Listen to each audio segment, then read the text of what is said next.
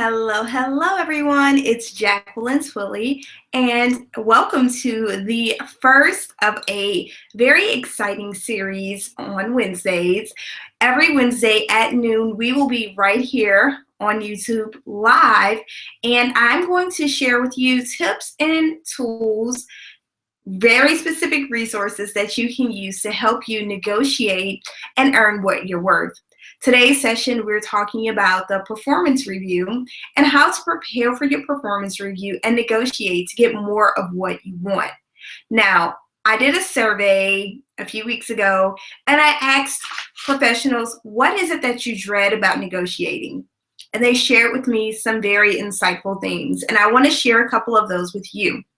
The first thing is, many young professionals think that performance review is a time to be criticized. They get fearful and they think that they're going to be attacked, and any mistake that they've made since their last review will be brought up at this time.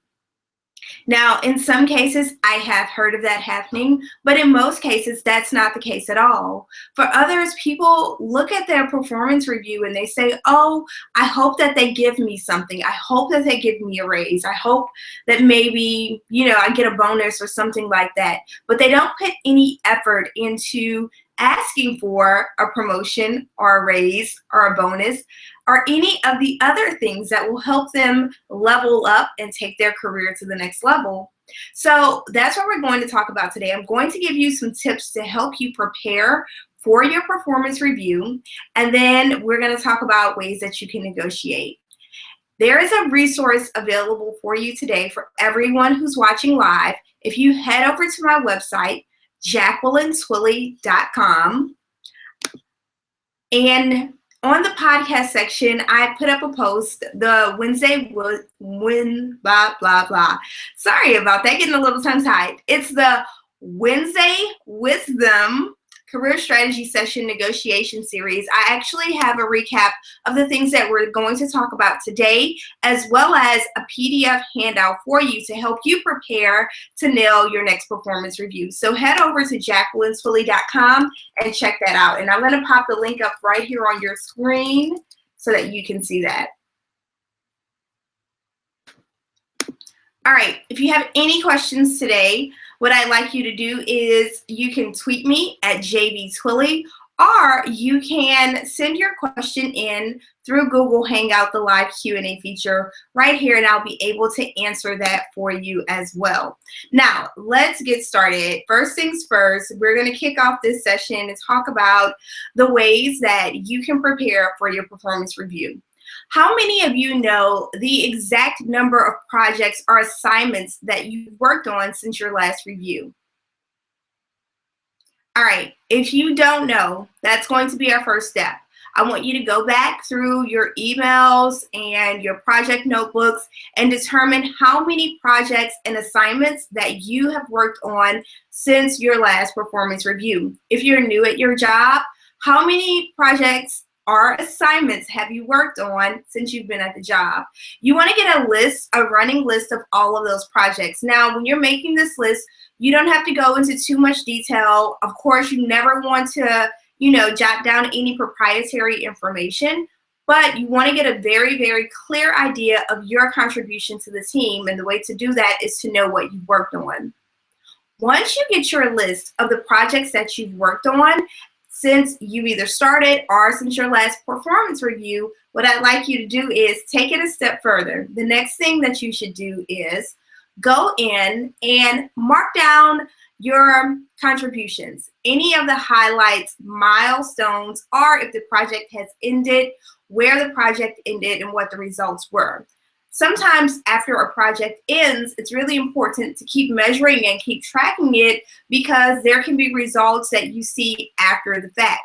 So for instance, I had a client once who worked on a project on her free time outside of the 9-to-5 working hours, but it was for her job. What she ended up doing was writing a blog post and submitted that to her company to post on the intranet. Once that was posted on the intranet, it was wildfire. Everyone loved the information that she produced on the intranet. It was to date, the last time I spoke with her, the most viewed and shared post on the company's intranet. And this is a really large global brand. What she was able to do there was elevate herself as internal networking, establishing her professional brand by writing that blog post. But what we did was we took that data from all of the views and shares from the company intranet site and incorporated that into her performance review. So what we did was we were able to tell a story of how if she was allowed 10% of her work time to work on a side project similar to what she did before, she could continue to deliver some of those insightful reports that the company employees really resonated towards, and it really helped people in multiple departments move towards the company's overall goals. So after the blog post was over, she went back and she talked to some of the key people who commented below, and they were able to give her success stories of how they used that information to help them do their jobs. This is one very specific example of how I'd like you to track your progress, the projects that you've worked on and the assignments, even if it's a bonus assignment, something that you've done on the side, but it has contributed to the organization as a whole. So go back through your emails and make a list of every project or assignment that you've worked on since your last review or since you started the job. That's going to help you. For most people, this takes them about 2 or 3 weeks to do. So don't think that you're going to do it in 10 minutes. It takes a long time, and I just want to set expectations for you. Now, once we get that and you're clear on the projects that you have, you're also tracking the milestones and the accomplishments from that project, maybe even after the project ended, you're still tracking those results. I want you to look for kudos emails in your inbox. So this can even be a thank you note. Anything from a client, one of your team members, someone in another department, maybe a vice president of your organization. Anytime someone sends you a message and they say, hey, you've done a really good job, that's a slam dunk, you've knocked it out of the park. You want to make sure that you keep all of those handy, because when you want to go in and talk to your supervisor about your performance over the last 12 months, it's really important to bring up to them that other people recognize the value that you're delivering to the organization. I want to share something that most people forget. As a supervisor is managing maybe a team of people. Let's say it's your supervisor. They're managing you and a couple of other people. They also have their own set of responsibilities that they have to tackle day in and day out. And beyond that, they have a supervisor as well who is expecting them to deliver. So with that, you have these people who are really, really busy. They're juggling multiple priorities. They're your supervisor. Guess what? They're not going to remember everything that you do day to day. They're not even going to remember when the vice president sent you a kudos email 6 months ago because they're really busy. So it's your job to bring those things up when you have your performance review. Now, in terms of salary, I work with a lot of women, and I know for a fact that women are paid less than men. So if you're going up for your performance review and you're hoping that you get a raise or a bonus, let's be proactive about that. I'd like you to check out a couple of websites to see what your market value is. Now, your market value is the going rate for what someone will pay a person in your position in the city that you live in. So a couple of websites that you can go to check out your market rate, and I want you to write this down. So if you've been to my website, JacquelineTwillie.com, download that PDF and you can jot this in the notes section of that guide. What you'll need to do is you'll want to check out either payscale.com, glassdoor.com, or salary.com. Type in your title or a title similar to yours in the geographic area that you live in. And this is really important because people who live in different geographic areas, they're compensated differently on a number of factors. One could be the cost of living. One could be that your particular skill set, there aren't a lot of people in your area who do your job, so you'll get paid a higher rate. There's different factors that go into setting the salary in your area, but you want to go to these websites. Make sure you put in your title or a title that's very similar to the work that you do and your geographic area to make sure that you understand what your market value is. All right? So again, all of this is leading up to the discussion where you're going to negotiate during your performance review. One of the things that I like to tell people is you also want to take note of any lessons learned throughout the year. So I keep saying either from the time that you started your job or the last performance review. What you'll want to do is you'll want to make sure that you understand any challenges that you've had, what you've done to overcome those challenges, and the lessons that you've learned. So for instance, if your supervisor said, hey, you're sending a lot of emails and I noticed there's some grammar mistakes, and you've invested in maybe a grammar course and you've been doing some additional writing on the side to enhance your grammar skills, you'll want to make sure that you're prepared to discuss that during the performance review, but not necessarily bringing that up as soon as you walk in the door, okay? And we're going to get to that in just a second. But if there were any areas where you know that you need to put some effort in to improve, you want to make sure that you're prepared to discuss specific ways that you're going to address that. Because what you want to do is you want to walk into this conversation fully prepared to articulate the value that you deliver to the organization. But beyond that, you also want to be able to discuss ways that you're doing some self-improvement and taking it to the next level as well. So I just want to recap as we go through this, and I have a question here that I'm going to get to in just a second, Amber. So again, if you have questions, I encourage you to send your questions through Google Hangout, the Q&A feature here, or you can send your questions via Twitter. My Twitter handle is JV Twillie. All right, so let's just do a quick recap, and then I'm going to answer some of your questions. The first things that we're going to do is we're going to take an account of every project or assignment that we've worked on. Now, the next thing is you're going to make sure you mark the milestones and accomplishments associated with each project, more specifically your contribution to those milestones and accomplishments, all right? Number 3, think about the lessons that you've learned throughout the past year. Any areas of improvement and the steps that you're taking to make that improvement, jot those down and be sure that you're clear on your market value, because you want to make sure that you're being compensated well and at market rate for the job that you're doing, especially if you're an overachiever, if you're hitting it over the park, if you're going above and beyond. And I can tell you this, anyone who is live with me on a Wednesday during their lunch break, they're a person who's going the extra mile. They're doing a little bit more than the average, so you are in good position. All right, so download the PDF guide because it'll walk you through those steps. I'm going to answer a couple of questions here, and then we're going to talk about how to have that conversation with your supervisor to ask for more things. And I'm going to give you specific examples of things that you can request during a performance review conversation.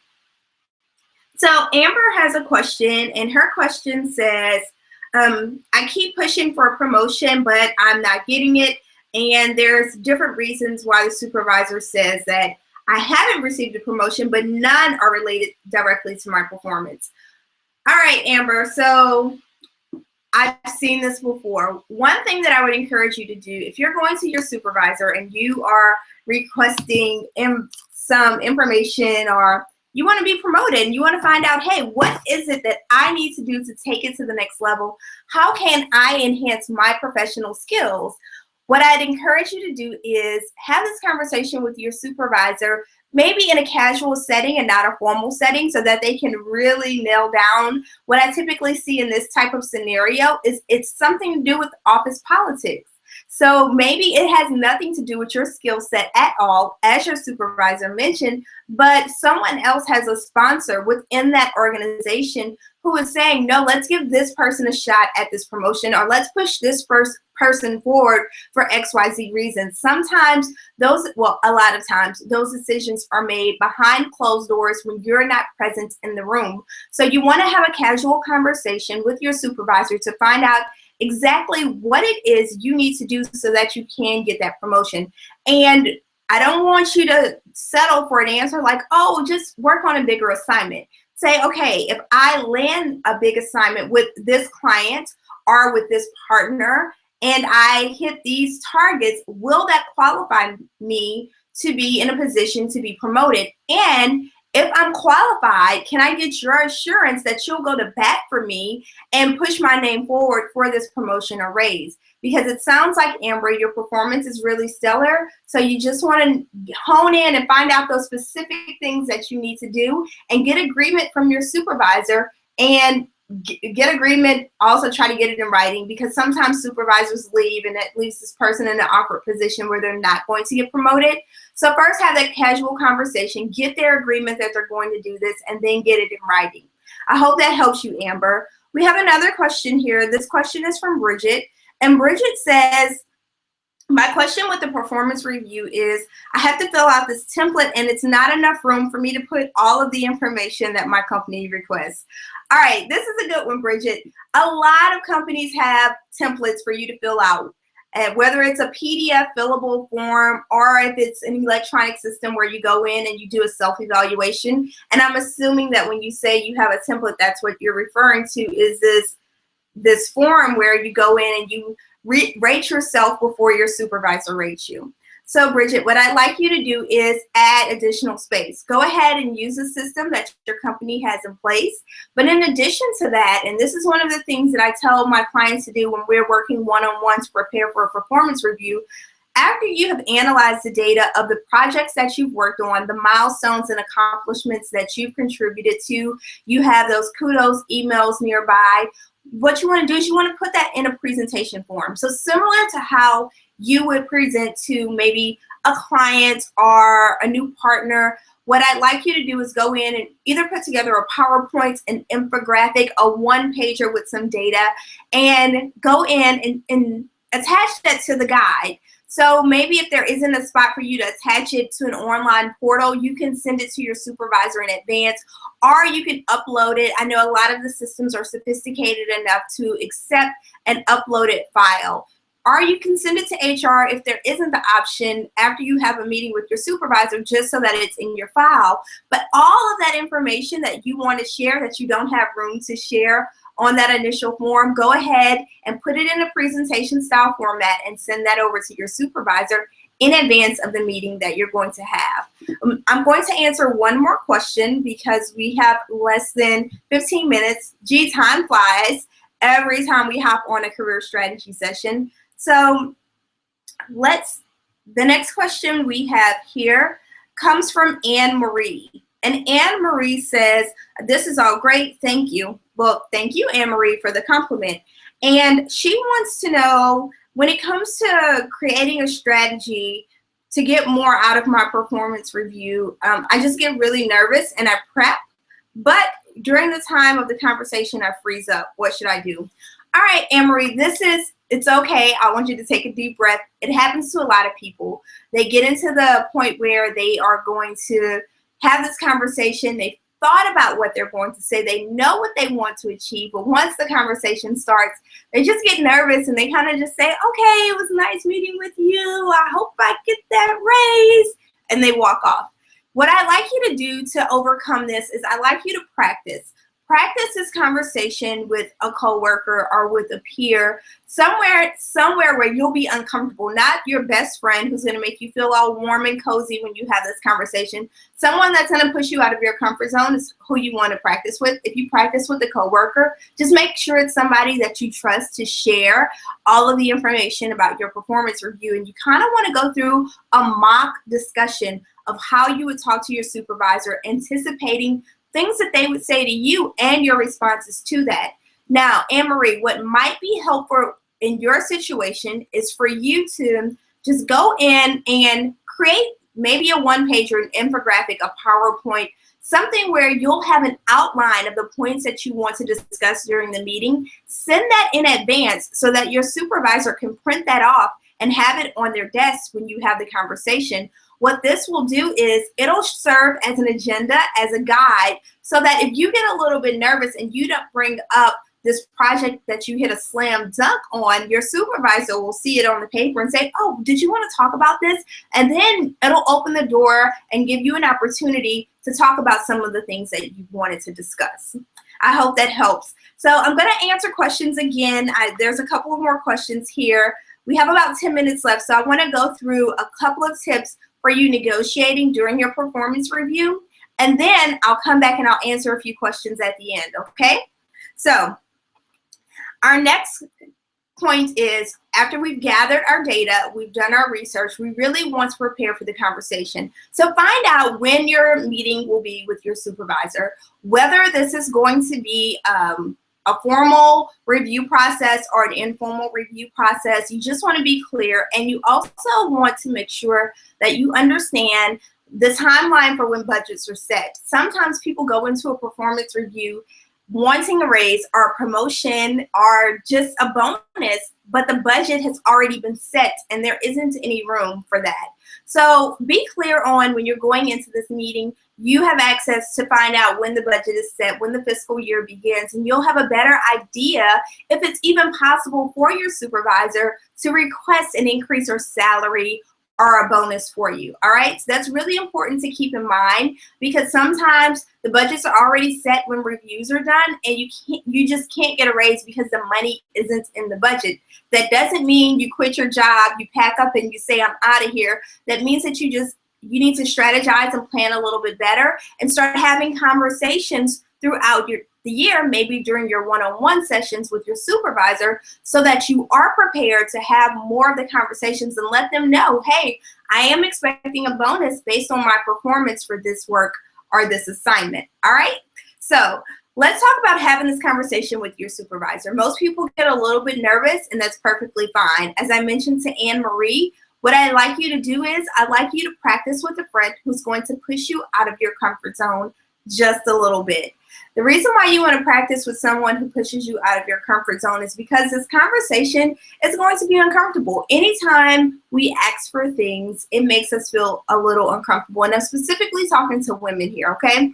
So plan what you're going to say. I want you to write out a script, your own script, similar to how if you were preparing for a presentation, you would write out, hey, I want to talk about this in the beginning, this in the middle, this at the end. Go ahead and write that down. Once you get that jotted down on a piece of paper, and I'm old school, I really like pen and paper. So what you'll find is I'll have a journal similar to this. I have several sizes of this type of journal. And what you'll want to do is just go in after you've written everything down, read it out loud. Doesn't make sense. Sometimes when we have it in our head, it sounds one way, but when we actually say it aloud, it sounds a little bit different. So say it out loud. One of the tools that I like to do is I also tell my clients, take your smart device and hit the record feature as you're rehearsing so that you can hear yourself. Sometimes your voice inflection goes up and down. Your voice might get a little bit squeaky. Your tone and pitch of voice might speed up really, really fast, and you start to talk really, really fast because you're nervous, and then no one can understand what you're saying, and it all sounds like mush. All right, so you just want to record yourself when you're rehearsing so that you understand how you sound to another person.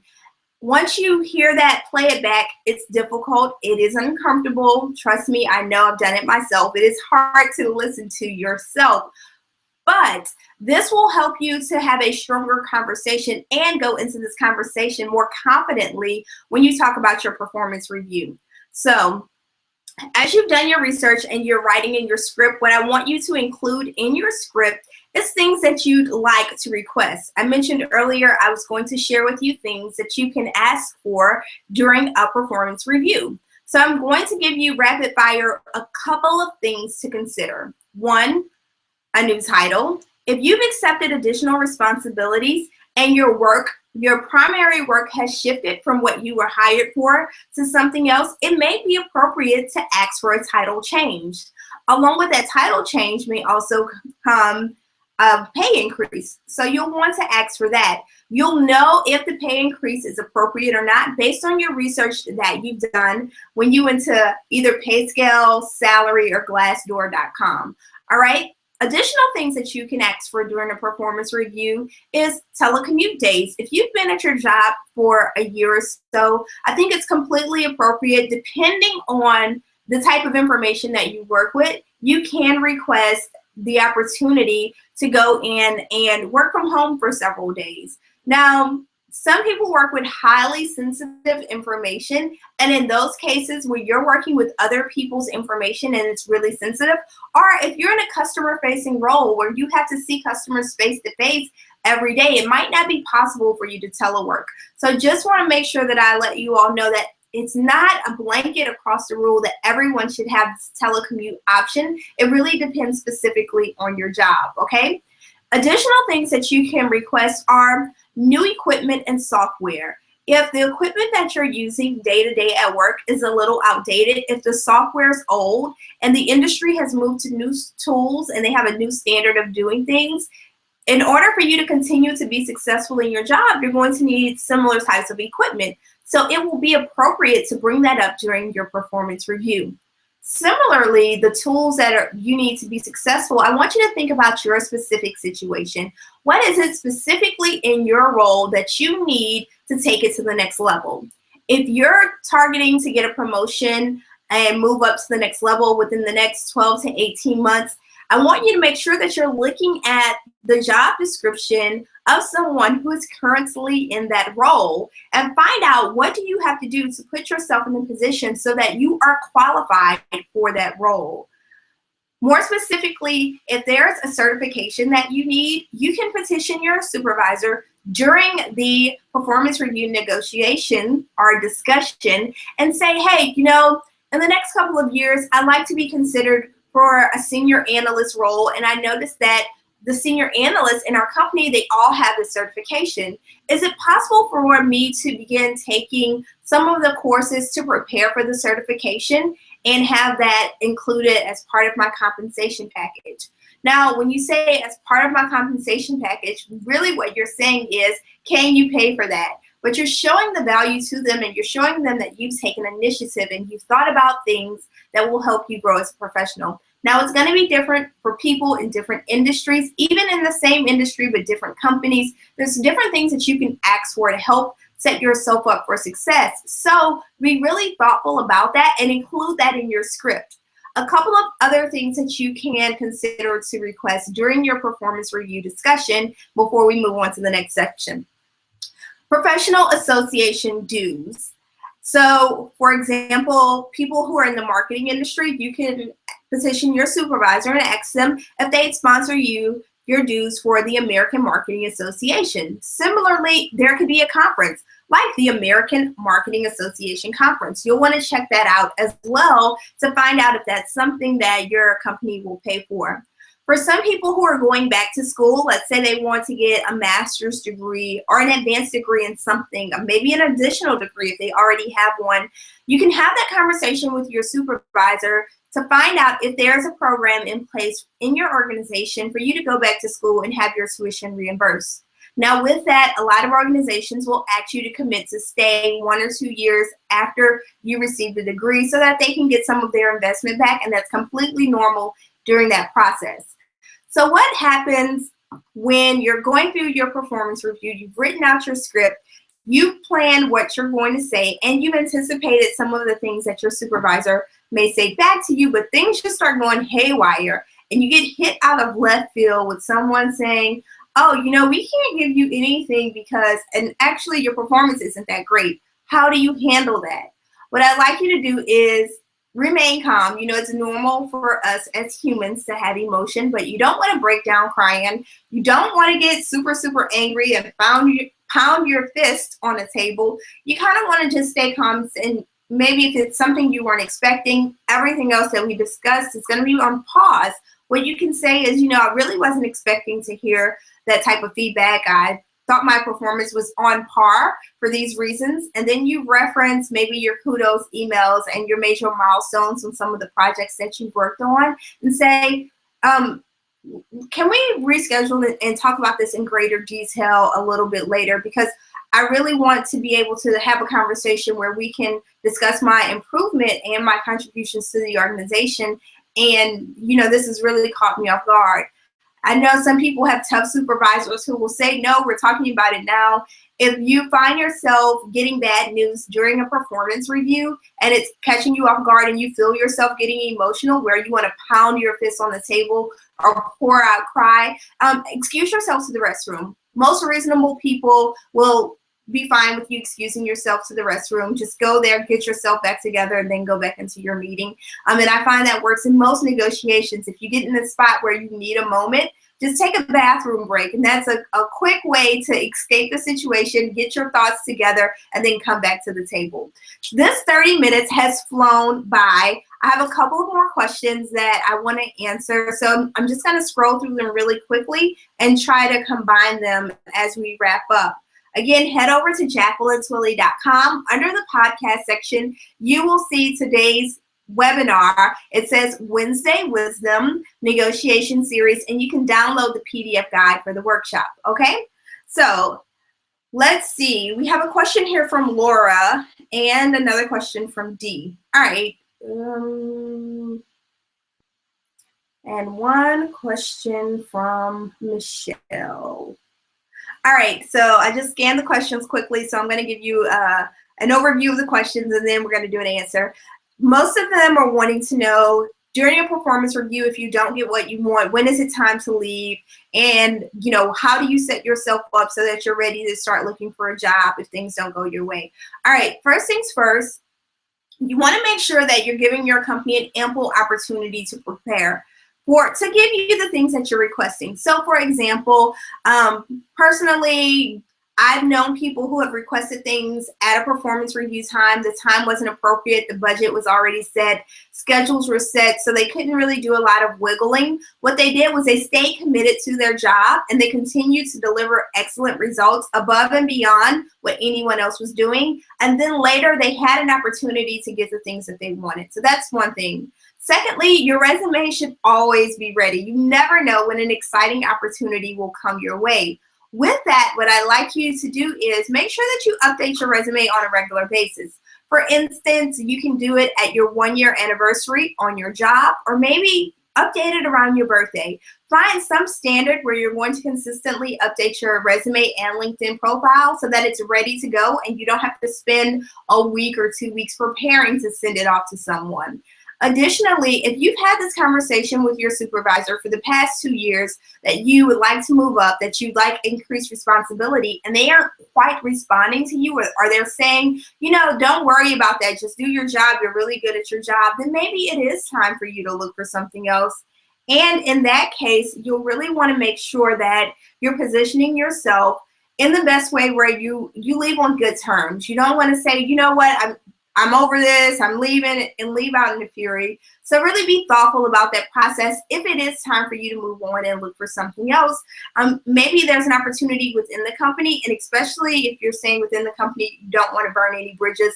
But externally, when you're moving from industry, and I keep seeing this over and over again, one person will leave a company, they'll go to another company, and those companies will merge, or one will buy out the other, and you end up working with the same people again. So you want to be very careful if you don't get what you want in a performance review, that you don't leave on bad terms. You continue to work hard to emulate excellence, as I always say, and make sure that you're delivering exceptional results to your employer. I will be here next week, next Wednesday at the exact same time. I'm excited to kick off this new series, Wednesday Wisdom, the career strategy sessions focused on negotiation. And I'll see you next week. If you have any questions, you can find me on the website or tweet me at JB Twillie.